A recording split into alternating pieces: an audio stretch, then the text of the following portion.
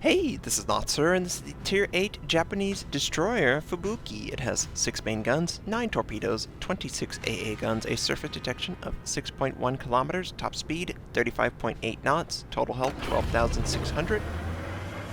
For my modules, reduced crit chance on torpedo tubes and propulsion, faster torpedo aim, faster rudder shift, and concealment.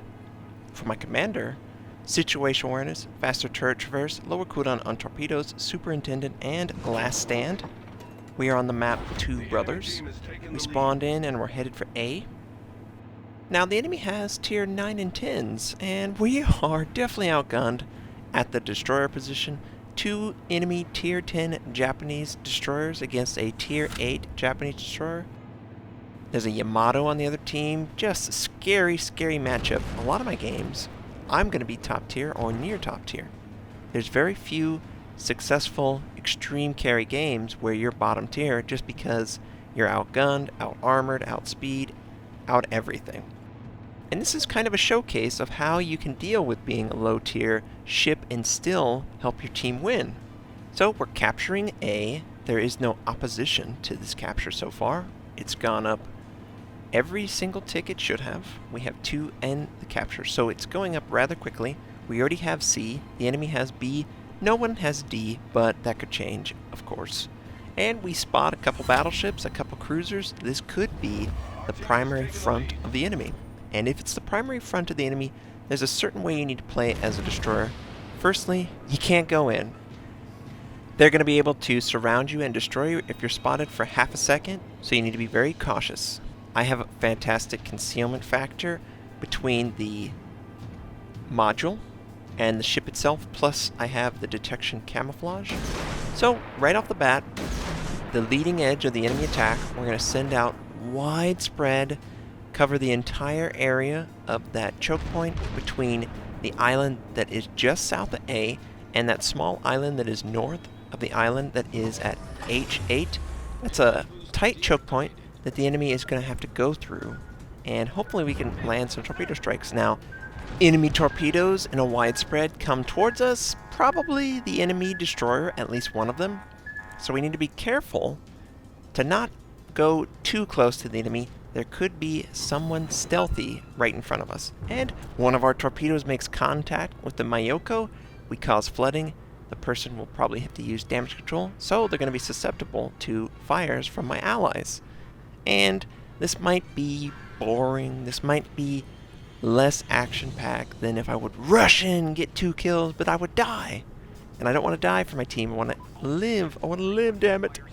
And the reload is pretty reasonable. I do have the extended range, and of course the extended range in this scenario is ideal. They're never going to have the chance to get out of range, and that Mayoko that we were messing with is wiped out by a friendly. We get first blood as a team, and we've already destroyed the leading edge of the assault. They're going to be less inclined to go that way, and we're going to send another set through that whole area. We've got an enemy cruiser trying to capture A, but we do have a couple friendlies that are firing on this enemy cruiser. He's pretty isolated. He's too far forward, in my opinion, compared to the rest of his team. But that could mean there is a destroyer close by. Perhaps he's giving away that he has friendlies closer than we can see on the minimap. The enemy did capture D, so we have a couple enemy ships headed that way.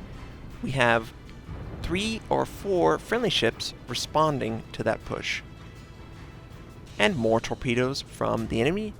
We know there has to be at least a destroyer somewhere out there. Must be. And the widespread is about to hit the line of the enemy. They just continued pushing along that G line. So most likely I'm going to hit something. There's just too many ships in the vicinity. They can't maneuver as effectively as they would like. And yep, this New Orleans is going to take one.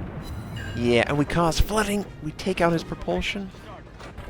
100% he's going to use damage control. We have to slow down to avoid this enemy torpedo spread, but it's not really a big deal. Hopefully my team sees that these torpedoes are coming and reacts accordingly. Look at all the torpedoes. It's just crazy how many torpedoes the Japanese tier 10 can send out. And again, widespread. We're trying to cover the most ocean that we can. We're not in a position where we can send out slow-moving torpedoes and land on a target to destroy them.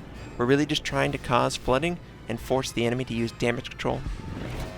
Maybe we'll get lucky and catch a battleship that isn't maneuvering as quickly as they should be, and are we going to do it? Nope. The North Carolina is able to maneuver out of the way of those torpedoes. But you could see we got a Yamato, an Ibuki, a Colorado. We actually land one on the Yamato. He forced to use damage control. You don't want to flood to stick. It's very dangerous on a battleship.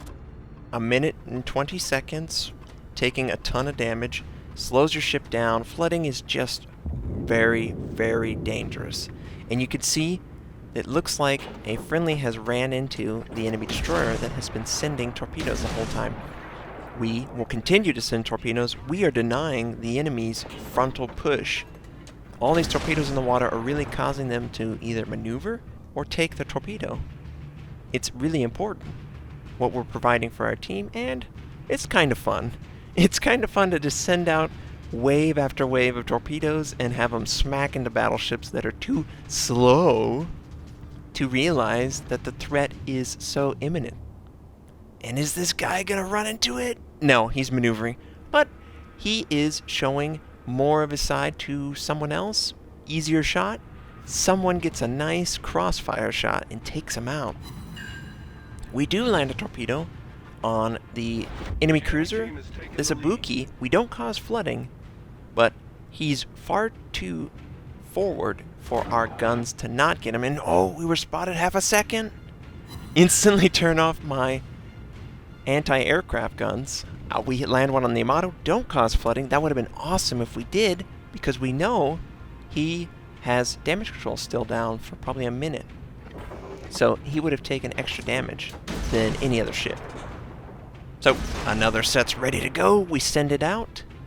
We're trying to cover the entire attack path of the enemy, not trying to kill a single target, or we would focus more on that cruiser. He's the most far forward.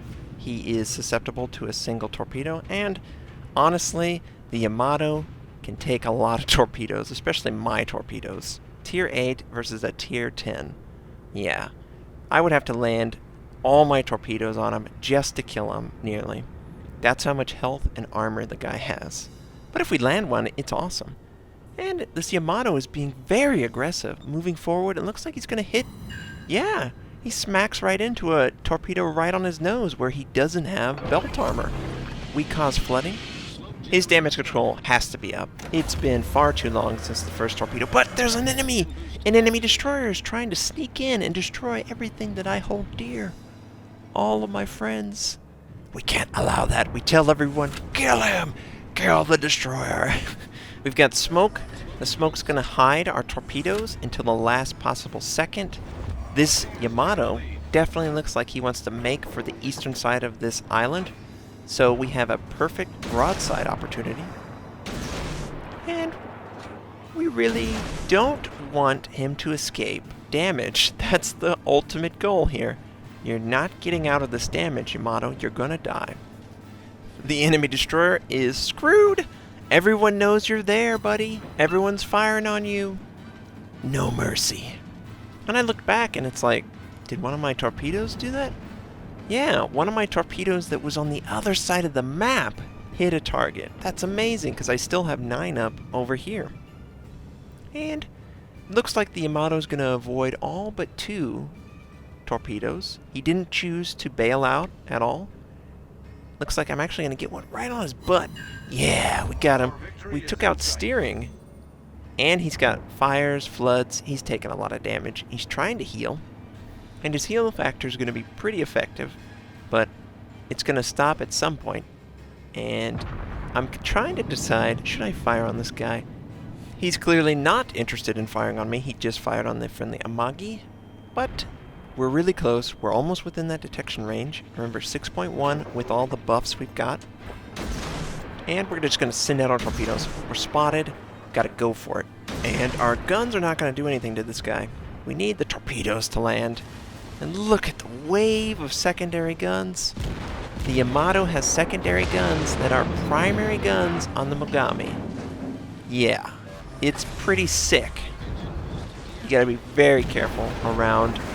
Alright, cool. Friendly finishes them off. We take minimal damage. We've held off this giant push with the help of friends.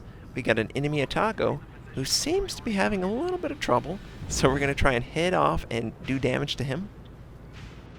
The Atago is, of course, the premium Tier 8 Japanese cruiser, but I think he's just given up. It's pretty bad.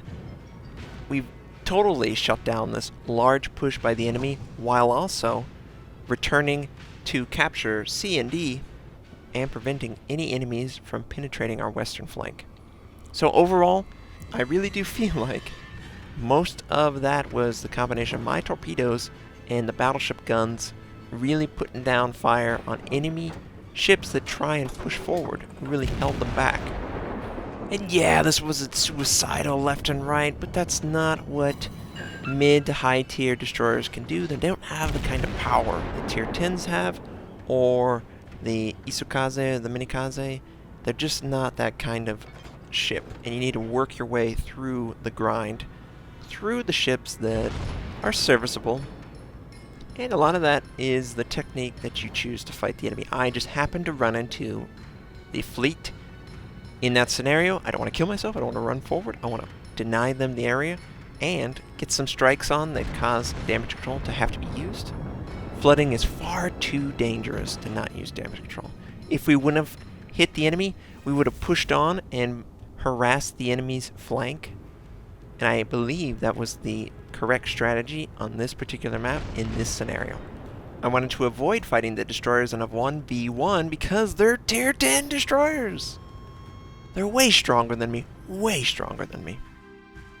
So we got no kills, but we got 8 torpedoes on target. We did 2,494 base XP because we're so low and we hit so many high targets. We did around 125,000 points of damage. I hope this game showcased how I dealt with high tier ships in my low tier destroyer. I hope you enjoyed it. I hope you have a fantastic day, and I'll catch you next time.